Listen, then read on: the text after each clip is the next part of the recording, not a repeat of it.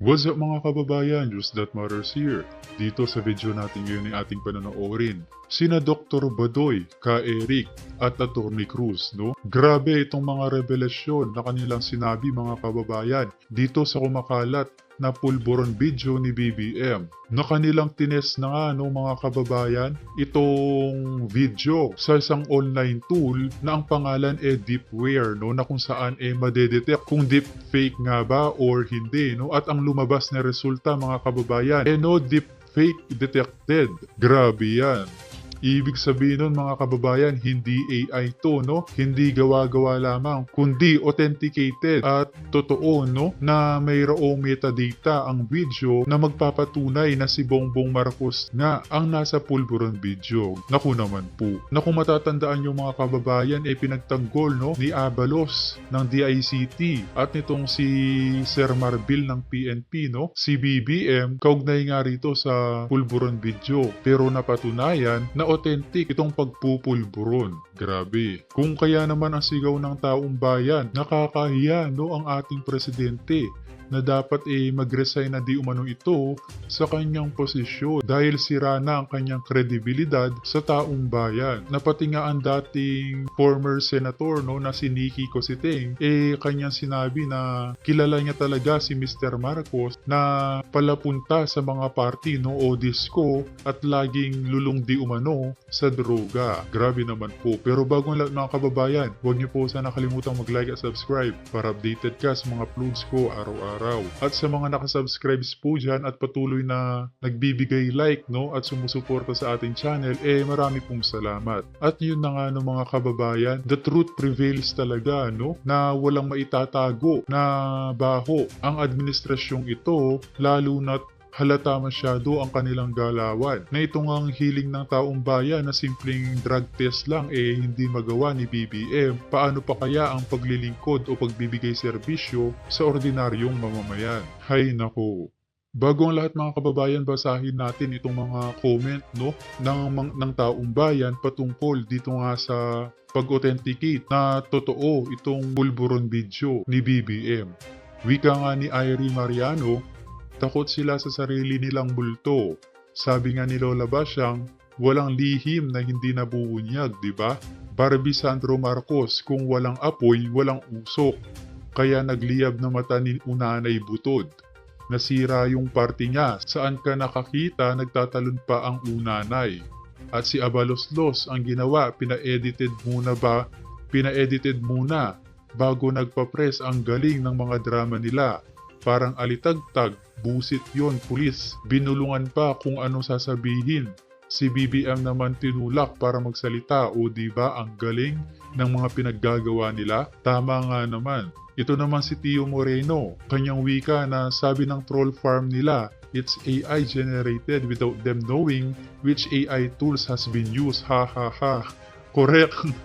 Ang daming mga trolls no na dinedepensahan pa talaga na-authenticate na nga na totoo ang video. At ito naman si Chloe, first time in our history to have an Addictus Benedictus president. What a shame, nabudol to the max ang taong bayan. Correct ka dyan, Chloe. At ito naman si Mark Anthony, kung hindi man deepfake, was it a coincidence na kamukha ni Bangag yung nagpo-coke? Ha ha ha. Tama ka dyan. Tapos ayaw pang ipakita no yung mga larawan ni BBM 12 to 13 years ago. Syempre mahahalata na siya yun no? At last di itong si Atoy na kanyang sinabi, hahay, bottom line, Bangag talaga ang presidente ng Pinas, alam na ng buong mundo. Ay nako, nakakahiya nga naman talaga. Kung kaya naman nasa sa atin na talaga, no? Nasa ng taong bayan kung anong magiging hakbang natin patungkol dito. Kung kaya naman hindi ko na patatagalin pa, heto na ang buong video. Deniable po na pinag-iinitan, tinatarget ng CPP, NPA, NDF, mga drug syndicates, mga teroristang dinurog ni Pangulong Duterte during his time, at mga oligarkong may kapasidad na mag-finance ng assassination. Those are true and real threats to the life of President Duterte and his family. They have the capacity. Yes, they have the capacity. Dinurog niya ang Kuratong Balileng Group Syndicate. Dinurog niya ang Odikta Group ang Prebendido Group, dinurog niya ang mga mayor at gobernador at mga kongresista at mga pulis na sindikato. generals. During this time, mga generals. Dinurog niya. Para ang sa CPP. bayan. Para sa bayan, hindi Yan sa ang personal. totoong Correct. Pangulo. Yes. Dinurog niya yung sindikato ng laglag bala at mga immigration palusot sa loob ng airport. 3 days pa lang siya Duterte nakaupo. So, are this not threat, Mr. Marcos? Mr. Marbil and Abalos? Kasi sa inyo ito eh. Hindi naman yan mag-issue ng relief order sinartates ng NCRPO kung hindi ito nanggaling sa taas. So, klaro ka, and even sa PSG, galing ito kay Marcos mismo at sa kanyang mga alipores na sobrang paranoid kung si Ma'am Lorraine pa mag-describe. May Paranoia. nilalabag ba na batas yan, Eric? Tanongin natin si Atty. Bosantog. Ma'am, pero pangalawa, ibabalik ko sa inyo. Yung kay Sara Duterte, real threat din ito ha. Sara Duterte is now a primary target over Marcos by the CPP, NPA, NDF because she is fighting strongly against recruitment ng kabataan, recruitment ng mga guro, at talagang tinutumbok niya ang urban operations ng CPP, NPA, NDF na dapat durugin ito. At nilalabanan niya yan, not just because naging vice chairperson siya ng NTF-ELCAC. Are these not real threats to the second highest elected official of the country? Bakit niyo binabastos at pinaglalaruan ang security ni former President Duterte at ni Vice President Sara Duterte? Ma'am Lorraine and Atty. Correct. You know what's more dangerous than someone who's drunk with power? Yes, A ma'am. drug addict who's drunk with power. No, so a drug bust, no, like that drug bust that we saw, no, Sa where Taga Batangas. yeah, what parang it will just the question that's being formed in my mind, no? What does he think he can get away with? He thinks he can get away with everything, no? yeah. So there's that impunity, that brazenness, and he's surrounded by like-minded people who's so brazen and arrogant and drunk in power, no? Grabe. Drunk with power. Atty. Bosantog, kalasingan sa poder, power trip, sending the message that nobody can be designated survivor and we can do what we want because we are now in power. Yeah. And Yeah. kahit Duterte ka, Sara Duterte ka, kahit Rodrigo Duterte ka, we don't care. We will do as we wish. Enjoy Lasing na our... lasing nga sa kapangyarihan itong mga baliw na to, eh. Gaano po ito kadelikado sa buong bansa if they can do that Very. to our You know, top leaders of the country. you know, you know, I wouldn't be, so I asked kung may batas ba na nilalabag Sige, by ma'am. withdrawing that, the security, no?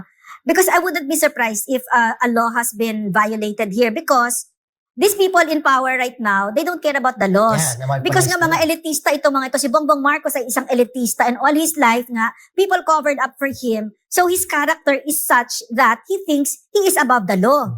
Diba? All of them, they think they're above the law. Lalo na Ay, ngayon ba't ka, pangulo siya. ba't ka nagtanong ng 1.8 billion? Detain. Diba? Ganyan.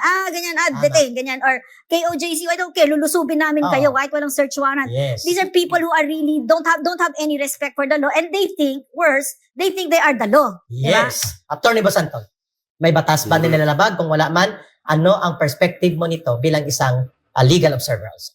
Hindi ko alam kung anong security protocols ng Presidential Security Group and to the President. But common sense naman yan na they are the officials of the land. They have designated the security details. Hindi naman sila tinatanggal eh. Gusto nilang palitan of their own people. That's sending a message na yung mga nakapaligid sa inyo are not your people, but my people. Ang tinanggal, attorney, ang niretain PSG, ibig sabihin Armed Forces Component. Yung Na, police security, wala na talaga. Tinanggal talaga. So may binawasan, tapos pinanatilihan lang, pero yung command and control, binalik na sa gobyerno sa Office of the President. So dalawang bagay nangyari, attorney Ma'am Lorraine. Tinanggal ang mga police escorts and service sa protection nila, both kay Pangulong Duterte at kay Sara Duterte. Iniwan yung kanilang PSG na AFP components, and then ang control and command wala na kay Sara Duterte kundi sa Office of the President lang. ginawa ba yun kay former President JA? Ang pelikula nandyan, kay ERAP nandyan din. Again, parang nakita ko dito na naman, it really escapes them yung basic na yung kapangyarihan nila ay nanggagaling sa taong bayan. Kasi si Vice President, most trusted yan mula nung pag-upo niya hanggang Consistent. ngayon.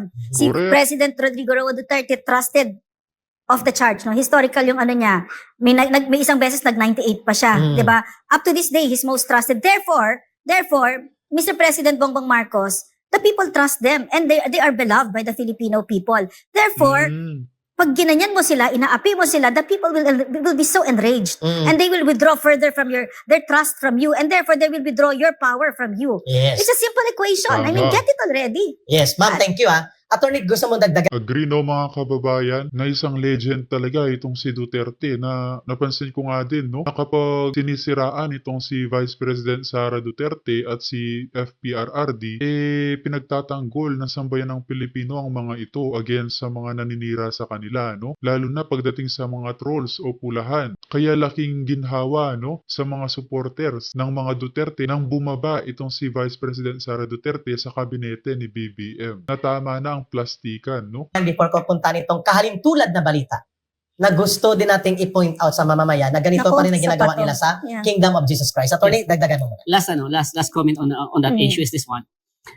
Doon sa paglabas ng video, the thing that yung counter nila kagad is that hindi si president yan, mga ganyan-ganyan at nag-ano siya ng destabilization. They talk about filing case against yung mga sa nag-share sa social media.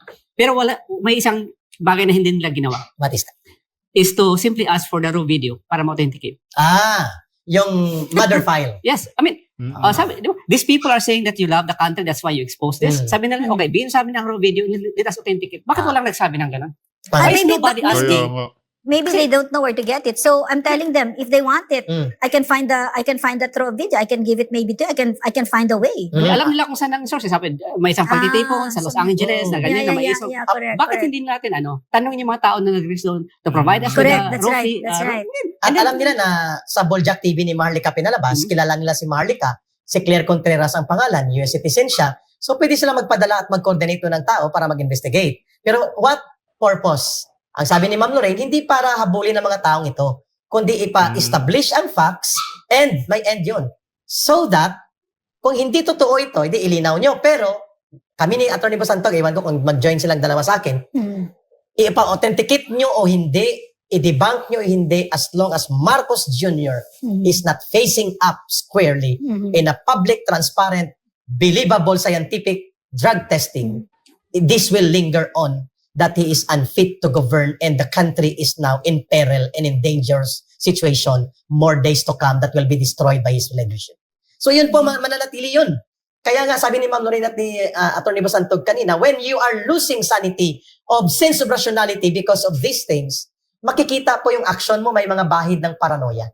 Ano po ang paranoia? Sa lingwahe po ng mga colloquial na mga tambay, praning. Nagkakaroon ka po ng mga aksyon na praning. Tingnan niyo po ito. Harap ng Kingdom of Jesus Christ compound. Night before mag-State of the Nation address. Nagkaroon ng full deployment para i-checkpoint baka lumabas at mag-rally. At magkaroon ng protesta o pagkilos ng mga tao ng Kingdom of Jesus Christ na mga reliyosong compound. Tingnan po natin ang ulat na ito. Kinompronta po sila ng mga mananampalataya ng reliyosong grupo ng Kingdom of Jesus Christ sa Davao. Mga kababayan, ito po, Ma'am Lorraine, Atty. Basantog, ay naging araw-araw na karanasan ng mga kawawang sibilyan, kabataan, kababaihan, mga katutubong kasapi na rin ng Kingdom of Jesus Christ for the last 50 days since June 10. Ito po ay naging karanasan nila araw at ulan, init, alikabok, nakagwardya po ang mga kasaping mapayapa ng Kingdom of Jesus Christ, ngunit araw-araw din po silang hinaharas ng Philippine National Police at naiipit na po mga police dito sa persecution at mga ginagawang intimidasyon. Sa utos po ito ng nakakataas, i-refer na natin Si Bongbong Marcos. Bongbong Marcos ito, Abalos, Marbil, and then of course, ang kanilang regional director, Nick Torre. Yung nakakatakot dito kay Bongbong Marcos kung anong ginagawa niya sa mga institusyon natin. Yes. No, nung panahon ni President Duterte, yung mga police, they were the most trusted. Yun yung pinakamataas na nila, pinakamataas na trust ratings nila, no, nung na-experience nila yan kay President Duterte. Pero ngayon, no, like I said earlier, no, an institution, kung bakit siya malakas, because of the spirit of the trust of the Filipino people. But now that you're doing something like that, upon orders of the president, that institution will be destroyed. Already it is, no, na dahan-dahan you're chipping away at the trust, no, which is the spirit of that institution. And nawawala ng respeto ang sambayan ng Pilipino sa pinapakita ni BBM. Correct ka dyan, Dr. Badoy, no? Na nakakadismaya talaga. it's going to be calcified at magiging very irrelevant na yan. Yun. Very dangerous itong Very ginagawa ni Bongbong Marcos sa ating gobyerno na very feudal, no? Parang ako may-ari ng gobyerno. Gawin niyo yan, di ba? Yan ang mga akto ng tinatawag namin, ma'am, ng mga mentalidad at kultura ng mga asindero. Yung Yes. yung feudal na tawahan ko lang kayo, at gamit ko lang kayo. Yes. At wala kayong pwedeng gawin kundi sumunod sa kung anong gusto ko at nanaisin ko. Ganun na nangyayari ngayon. Eksakto. Ang mga pulis, naaawa tayo dito sa mga middle level rank and ordinary na mga personnel ng PNP. They are being utilized, used, and abused by Abalos, by Marcos Jr., by Marbil, at ng kanilang mga top-level generals just because of political purpose na gamitin sila para iharas si Pastor Kibuloy at ang Kingdom of Jesus Christ, pahinain ang fighting spirit ng mga taong ito na manindigan sa integrity and the right to their properties at sa kanilang pananampalataya dyan sa Kingdom of Jesus Christ compound and prayer centers and the area sa Davao. And ginagamit din ang mga pulis bilang laruan para iparamdam sa mga Duterte, kay Mayor Basti Duterte, kay Sara Duterte, kay former President Rodrigo Duterte, at sa mga organisasyon at mga kapanalig nilang nagsisimpatya sa kanilang uri ng pamumuno sa ating bansa na naninindigan para ma-redeem ang ating bansa na wala kayong magagawa at ihaharas namin kayo kung gusto namin gawin. At nakita nyo, naglagay na ng Combat Force Battalion dyan sa labas ng QOGC. Sino ang binabantayan ninyo? What a waste of money and what a nonsense command decision. Taxpayers' money. Taxpayers' money, lagyan mo ng barracks. Ang katedral ng Kingdom of Jesus Christ, mag-isip-isip ka, General Nick Torre. Mag-isip-isip ka, General Marbil at General... Eric, and attorney at mga kababayan, no? Kung kaya nilang gawin ito sa KOJC na may 7 million members, ano ang laban ng ordinaryong mamamayan? Exactly. Yung pang-aabuso na ganyan, no? Tama. So yan ang nakikita natin ngayon. Kasi you might be thinking, hindi man ako part ng KOJC. Wala akong pakialam. Hindi, ang nakikita natin ngayon, ang leadership nitong president na ito, no, lasing na lasing sila sa kapangyarihan. And even worse, bangag sa kapangyarihan.